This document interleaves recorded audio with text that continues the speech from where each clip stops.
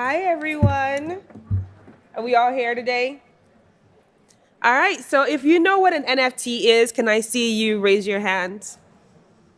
Okay, good. So I can skip that part. All right. So my name is Toni Payne, and I am a photographer in the NFT space. I am also the host of the NFT Talk Show podcast, and today I will be speaking to you about personal branding with photography NFTs. But the cool thing is, when it comes to branding, the approach that you take with branding, it can apply to anybody and everybody in the NFT space. So even if you're not a photographer, guess what? You're still going to find this information useful. All right, so we're going to talk about branding. What is personal branding, right? Personal branding versus business branding. If we talk about personal branding, we're talking about in NFTs, it's the art, right?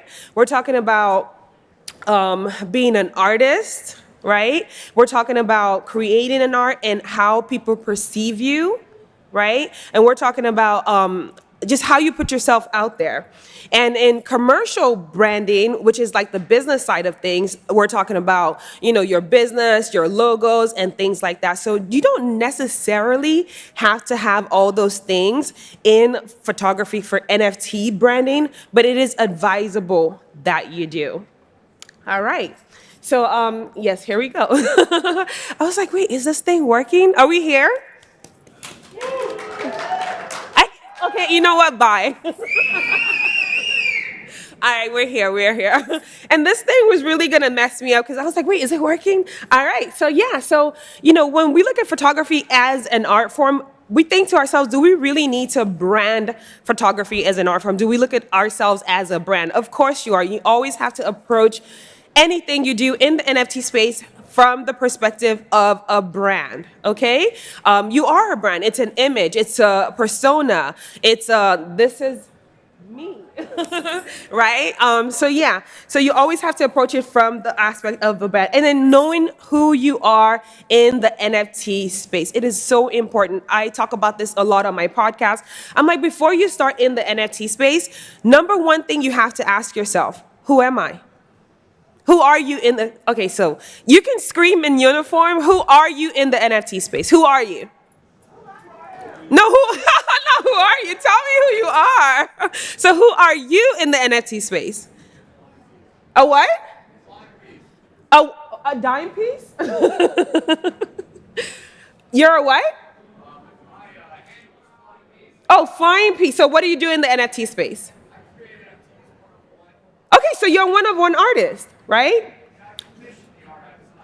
Beautiful. So you're a one of one artist, and they're collectors and they're developers. So there are different people in the NFT space. So you always have to ask yourself, who am I in the NFT space? And that is your first approach, right? Knowing who you are in the NFT space. Once you know who you are in the NFT space, then you can attempt to brand who you are in the NFT space so people can perceive you as what you want them to perceive you as.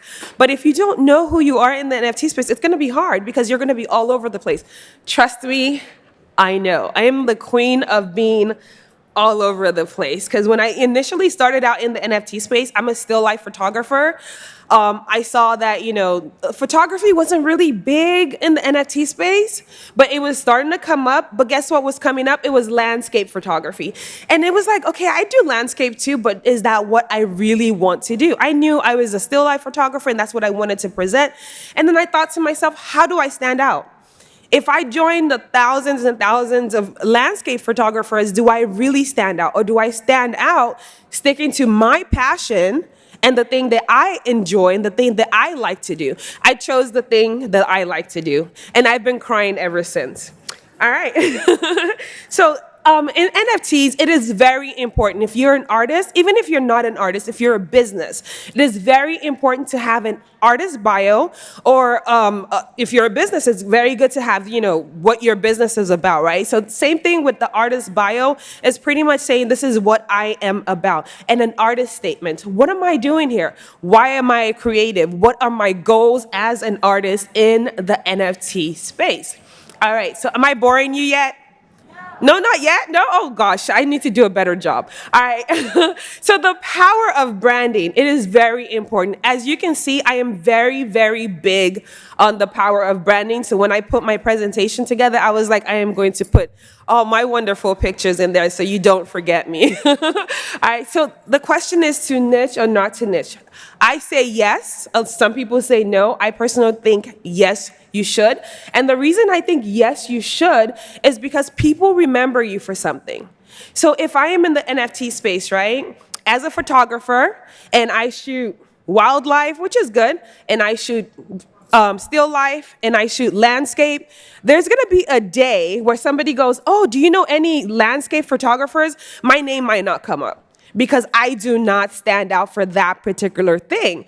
But because I shoot still life, right, and I have managed to create a little bubble for myself, when people name still life photographers in the NFT space, guess whose name would get mentioned? They'll say, oh, we know Toni Payne, or we know Anaconda, right? Because we have managed to create a little niche for ourselves, and we are not, we're not in everybody's space, right? So you always have to make sure that when you're branding, you try to create a niche for yourself and position yourself in such a way where people remember you and you stand out. Are we following me yet? Are you sure I haven't bored? I'm working to bore you. All right. So another thing you have to do is understand your market. You have to understand your market. It's good to stay and study the NFT space. What am I doing in the NFT space? And study the market. There is nothing wrong with taking your time. You absolutely do not have to jump in. Take your time, study the market, meet people, network, know what you're doing, and then set goals for yourself. I set daily goals for myself. I tell myself, today, on the 21st of June, I want to go to NFT.NYC and bore people, and I am achieving that right now.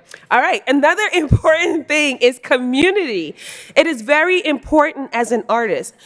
Think of you as Nicki Minaj, right? Why is she so popular? Because she has a following, she has a fan base. And your community is similar to what you would call Nicki Minaj's fan base. When you build a community around your work, around your art, they will be the ones to champion for you. Because for some reason, everything sounds so much better when somebody else is saying it, right? Am I right? Yeah. So when somebody else is talking about, oh, wait, did you see Toni's artwork? It just sounds so much better than when Toni says, did you see my artwork? It's like, okay, I don't care. All right. So yes, building a community for your art is very, very, very important. All right. So are we in Web3 yet? Yes? No? No? Yes? Maybe, no, we're in Web 2.5. So keep in mind that we're, yes, approaching Web 3, but we still need to make sure we're using Web 2 elements. And Web 2 elements are things like what? Your websites and social media. We still need those right now in NFTs. And in Web 3, you have to familiarize yourself with what smart contracts are, right? Smart contracts are very, very important. Find yourself a developer friend. I have tons of them. All right, networking in the NFT photography space. It could be online, it could be in person, but the most important thing, and I'm gonna tell you that right now, the most important thing is building good relationships. Genuine relationships are priceless. That is what you need to build. What about your collectors? I love my collectors. I keep in touch with my collectors. I see my collectors as family. Nobody's disposable, right? Never approach things from, oh, I can just, do something with this person and then move on. Absolutely not. The best relationships are the ones where you come into them with purpose, with, oh, I want to have a long-lasting relationship with this person. All right, challenges in building a brand, your approach. You have to make sure that you know what you're doing with your approach.